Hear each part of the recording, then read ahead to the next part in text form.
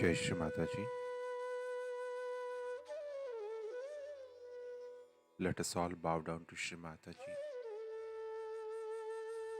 Raise our Mother Kundalini and put Bandhan.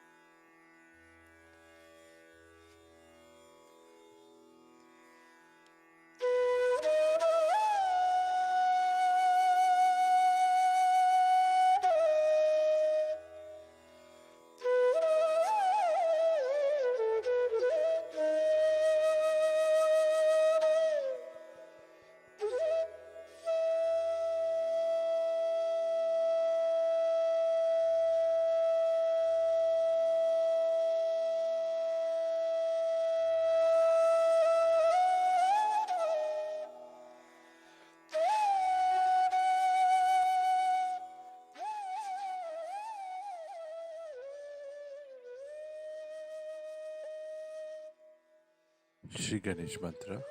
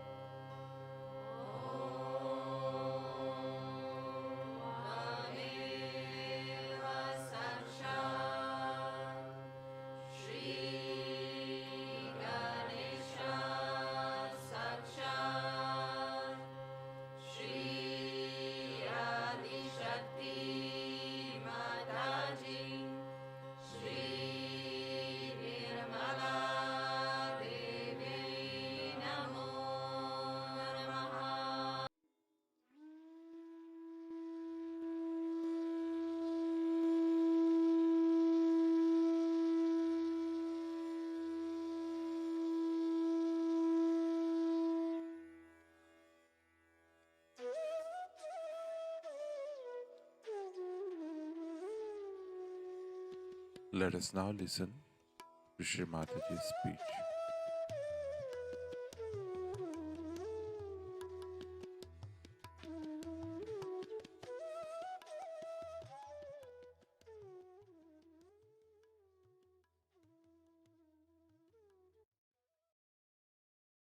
Kali Puja.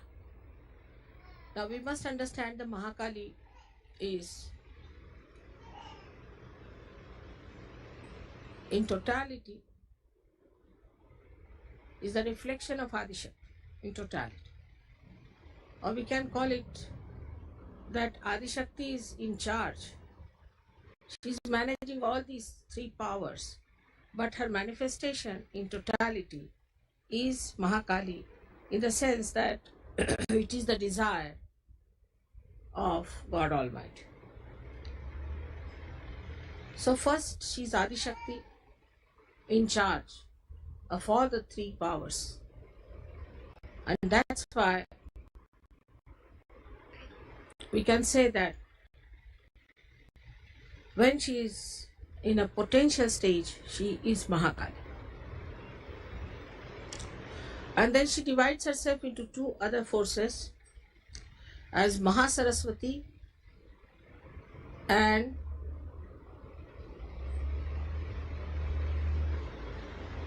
the ascending force that we call, or as a parasympathetic nervous system expressed in us, is the Mahalakshmi. So she has actually all these forces in herself. Kali has all these forces, but she manifests. She desires to act, and when she wants to act, her potential force becomes these two other forces. So when we do the puja of Mahakali, we must understand that inbuilt within this force within us is desire. So we can desire anything. If we want, we can desire everything. We can desire, say, the joy. We can desire the knowledge. We can desire to be compassionate and love. And we can desire also the destruction of those which are negative forces. But the Mahakalic force is the one which is working out the constructive force. But in that constructive force only, there has to be destruction. Because if you are constructing something and there is destruction which is trying to destroy your construction, then you have to destroy that destructive person. And this is what people sometimes misunderstand, and they think that Mahakali force is negative force or is a force of destruction. It is, but in a very positive way. And if you understand this part of Mahakali force, then you will understand that if you have desires to construct yourself properly in Sahaja Yoga, then you should also have the desire to destroy whatever is standing against your construction. So one by one, we should see within ourselves what sort of things that tag us down, and thus they do not give us this desire. If this desire becomes intense, then you start immediately seeing what are the forces that are destroying your ascent. So we have to ascend is the point. Our goal is to ascend, our destination is to ascend. So our desire should be that we should ascend and construct our being in such a manner that we can receive all the. इसको बंदी कर दो, बड़ा आवाज करो, एक तरफ कर दो तुम. This one is better. So we should understand that we have to be prepared to destroy many things within us if we have to become a great evolved personality. As you have seen in evolution itself, we had huge big animals like mammoth, these, that, and they could not cope with the evolution, so they were all destroyed. So many things were destroyed. And this destruction is built in within us. When we ascend, we just start seeing that these are the forces which we are destroying us, and that our destruction is so much that if we do not desire the destruction of these destructive forces, we'll be finished. So at the same time, when we are ascending higher, we have to know what we have to destroy. For example, even in living forces, when a flower becomes a fruit, lots of things which were the part of the flower get destroyed automatically. But that is done in the will of God by His own understanding. So it's absolutely perfect. So in Sahaja Yoga, when we desire something, we must know what do we desire. First fix your goal. And then relate it to that. Now there are many deviations in life. Like we are going to the airport. Our attention should be we have to reach the airport. And whatever are distractions. We should not get lost with it. If we get lost with those distractions, then we cannot achieve our goal in time. So one has to understand, first of all, that our goal is to ascend, and for that, the distractions are on our way because of ourselves, because of ignorance, because of darkness, because the light is not so much. The first destroying factor that is within us is the Sri Ganesha's power. And this Sri Ganesha is the power of Mahakali. She first planted Sri Ganesh to emit holiness on this earth. So the whole thing could be vibrated. And as you know, one aspect of Sri Ganesh is also Omkar, means this vibratory awareness which flows everywhere. So these vibrations have 4 sides in it. One is that these vibrations establish holiness, auspiciousness through Mahakali. Then these same vibrations also comfort us through Mahakali. Vibrations do not give you desires as such, if you see. They do not give you desires, but they give you proof of your desires being fulfilled.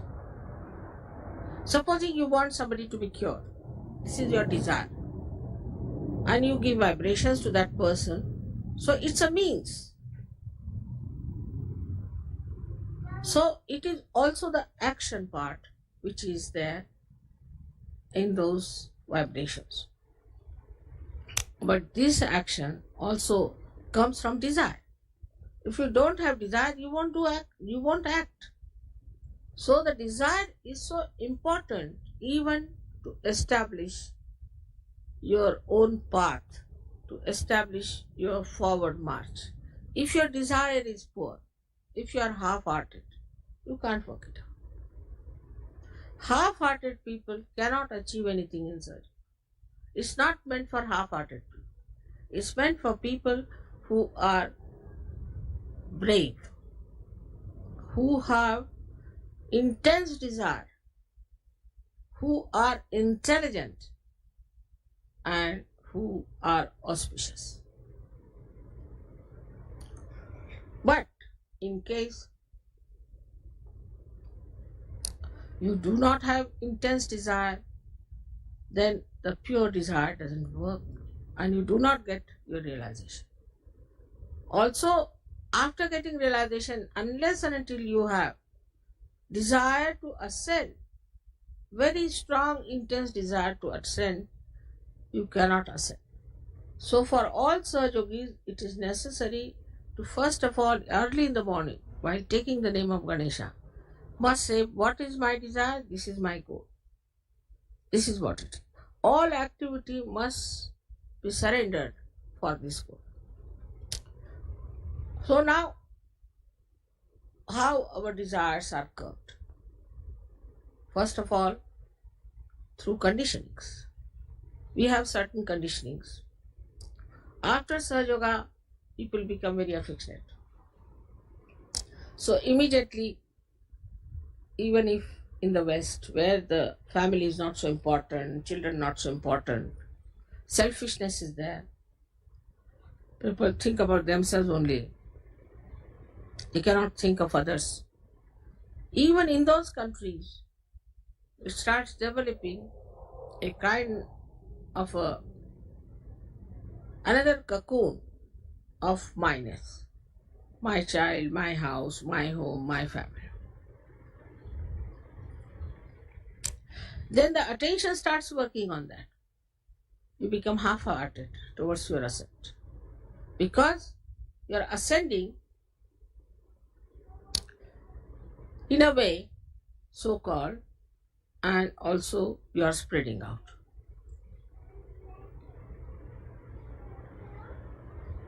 Then the concern goes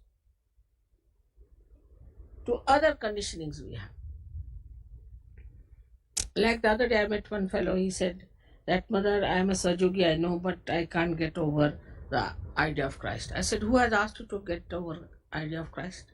Christ is there in Sajoga very much. But understand it in its own comprehensive way and see for yourself. But this conditioning is of thoughts. Supposing if you have read too many books, if you have gone through, supposing you are a born Hindu or a born Christian or a born Jew or anything, so the conditioning is there. You were born as a human being. You got this stamp later on that you are a Hindu or a Christian or anything. These stamps you did not carry when you were born. Supposing the child was lost, he could be any religion. So these are not really your innate religions. This is just a stamp you have got it, like Christian or anything. Then you have another conditioning that you belong to this nation, that nation, like we have America, this, that. But still these are stamps. You were born in America, that's why you're in America. Anybody who is born in America is not different from anybody else. Only thing, according to the climate of a particular place, you might have your complexion, your height, your face and all that. But that doesn't mean that innately this is meant for America. It could be anywhere. Then all these conditionings within us start acting on our language, on our styles, on our lives in every way. Then we start becoming Americans. So these are the effects of the outside that come in us. And then we say, we the Americans. But if you scratch them, inside, body is the same, heart is the same, the blood is the same, everything is the same. There's nothing different. It's even not skin deep. But in the brain, it has gone that I am an American. Then all the things that are in that society, for example, in America, many things are allowed. So that's all right. In India, many things are allowed. That's all right. Like that, we start accepting the society, the norms of the society, and the conditioning starts. But with all that, this desire is there, the pure desire to ascend. I think you put these lights little ahead because there's a paper there and with my force, the light is going behind. No, not that one, these. Because they're facing that fan. You could bring them down here. Still quite close to that fan, you know. You can put them anywhere. You can put them here if you want.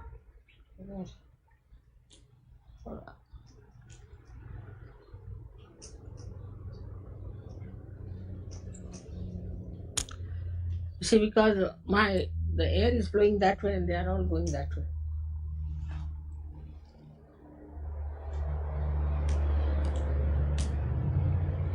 So the desire within us to ascend comes to us also as a reaction to all these things.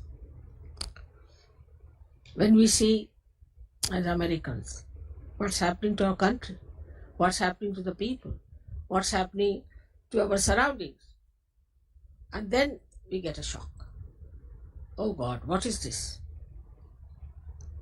Then we also see this is artificiality. Like in England, you have to wear a tailcoat, you have to wear this, you have to have this kind of a spoon, this kind of a glass, this, that. So reaction builds in. So start anti-culture. Anti-culture to get rid of artificiality. But the desire behind it is to seek the reality. To seek reality, then they have hair just like primitive people, they live like primitive people, and a reaction is built in. Behind all that is the same desire, is to ascend. So this Mahalakshmi power is acting within us.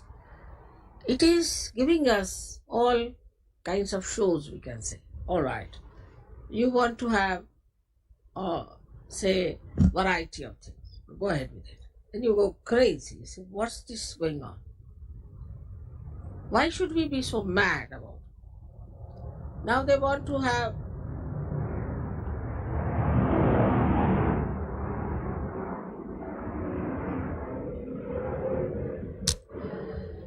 you want to have, say, your children, your home, your houses.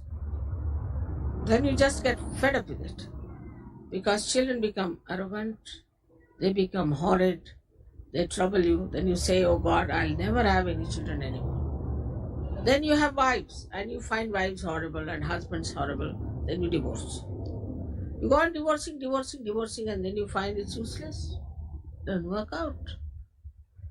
Nothing seems to work out. You feel so frustrated. And that action and reaction works on your desires. So your desires go on changing. Especially when we are wanting to be affluent. People become affluent and then they find the problems of affluence. So a reaction is built in. Those who witness those problems of the rich, they don't want to be that rich. Nothing doing. So in every way, the desire to achieve things works out. Like some people want to have power, they go into politics, fight it, get it done, and done forever. So, lives after lives, it goes on. Then you are born in modern times. When I am here, and now your only strong desire is to become the spirit. I hope it is. So now all these back things are to be crossed over. They are finished. Now what should we do for our realization? What action we should take? The first action is to develop your Mahakali power. By one power, you destroy all that is nonsensical. Destroy all that is impeding you, troubling you, blocking you. Destroy all that. Just I don't want it.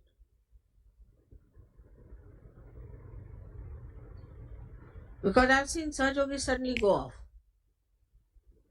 Like you have to go to the airport, suddenly you find they are fallen into one of the gutters.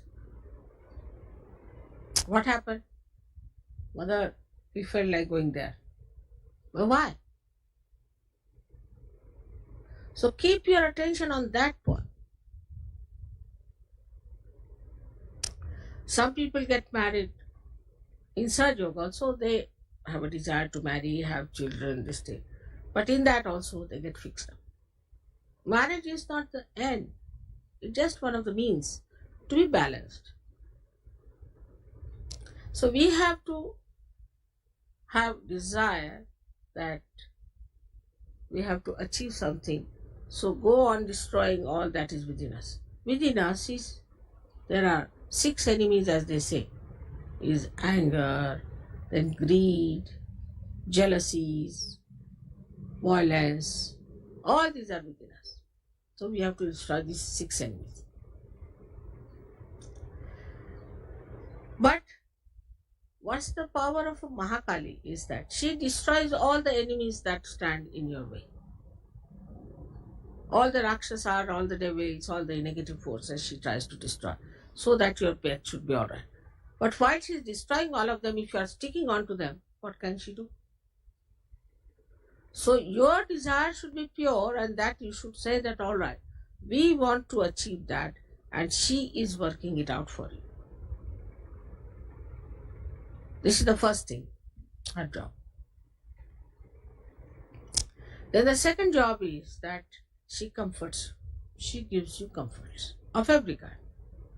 The first comfort she gives you is of your body. Your body becomes comfortable. Means all your diseases and all your troubles are destroyed. You find that your body becomes healthy, you feel younger, you get energy, and you can work out your realization. This is the first thing she does for you, is to give you comfort. Then she also gives you comfort of the spirit, so that you do not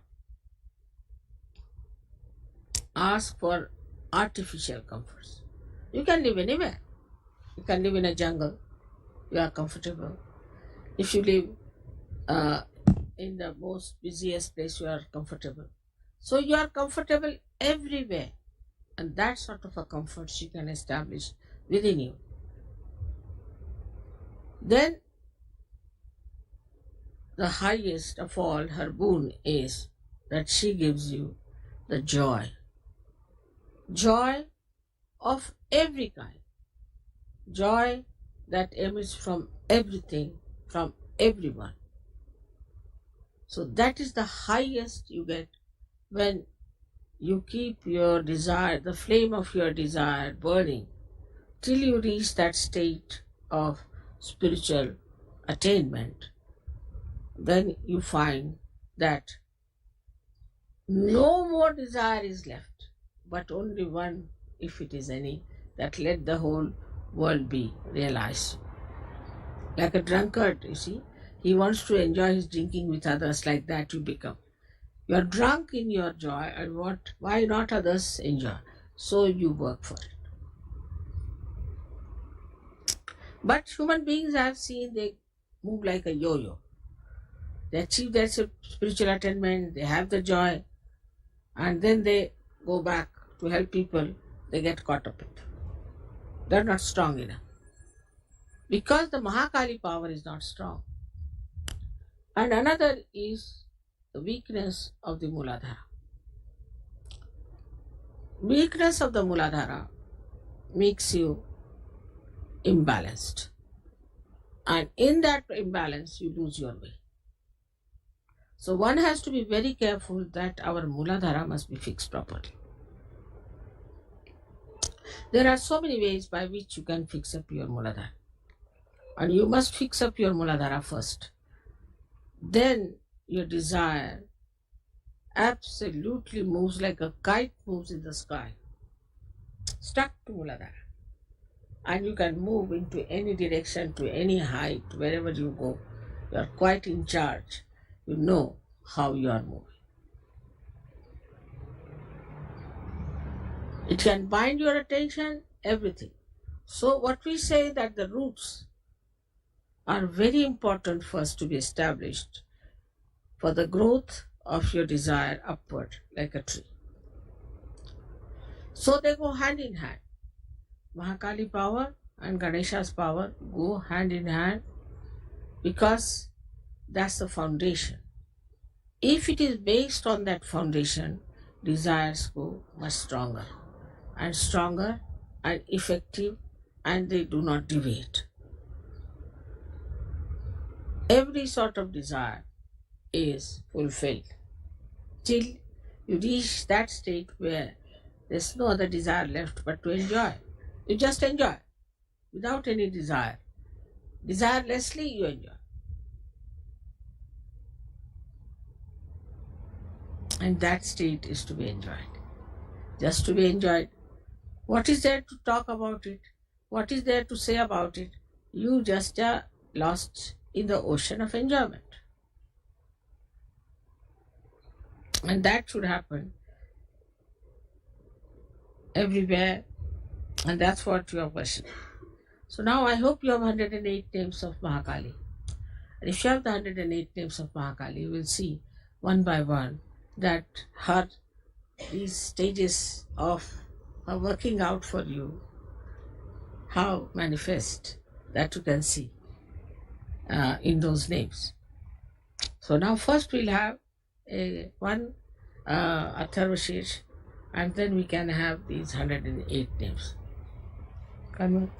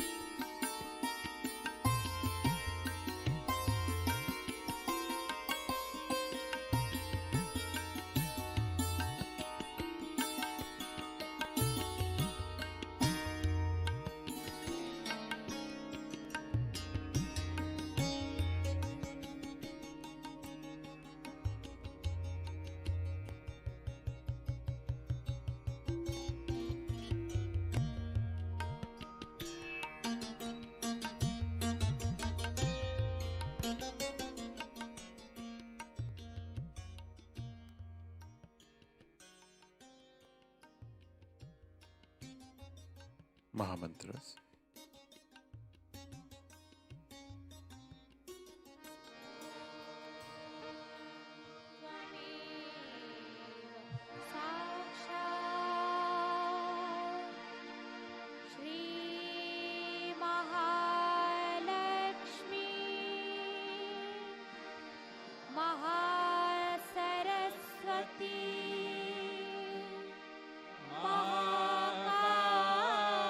Mahakali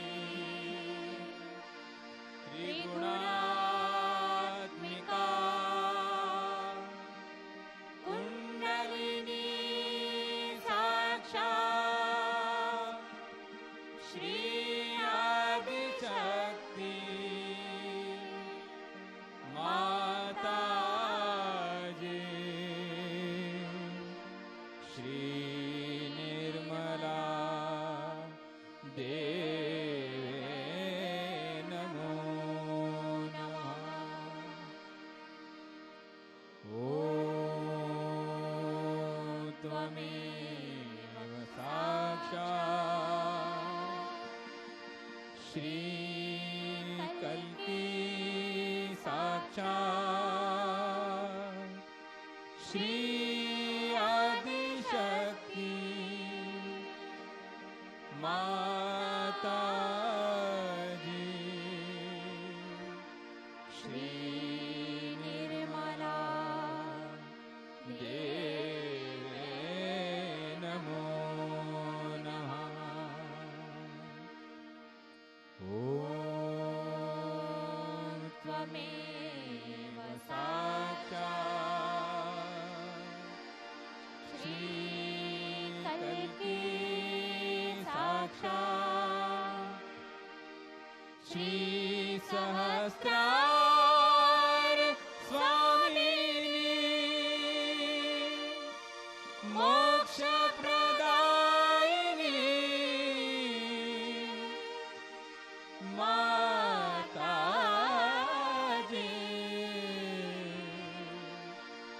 Shri Nirmala देवे नमो नमः। श्री निर्मला देवे नमो नमः। श्री निर्मला देवे नमो नमः।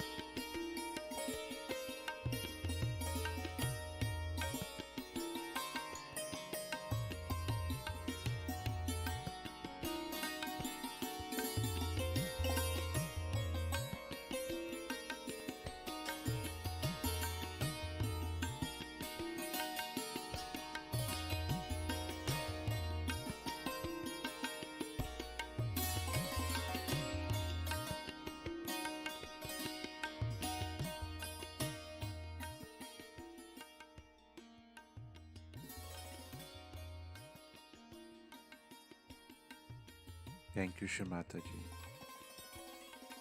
for this beautiful meditation.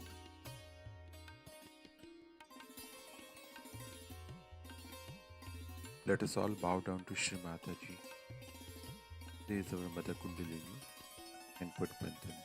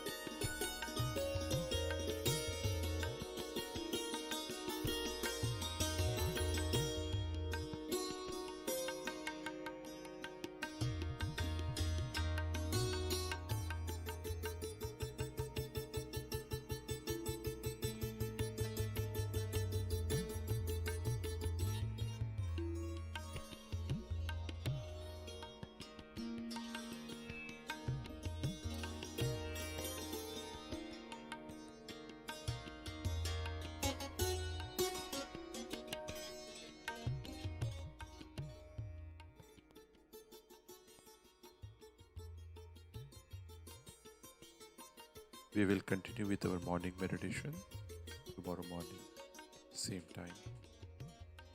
Jai Shri Mataji.